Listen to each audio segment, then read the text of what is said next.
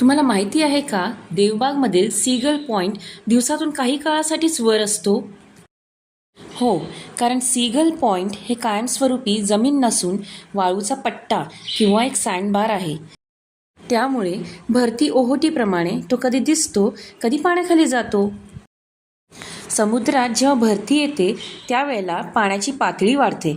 त्यामुळे सीगल पॉइंटचा जो उथळ भाग आहे तो पाण्याखाली जातो.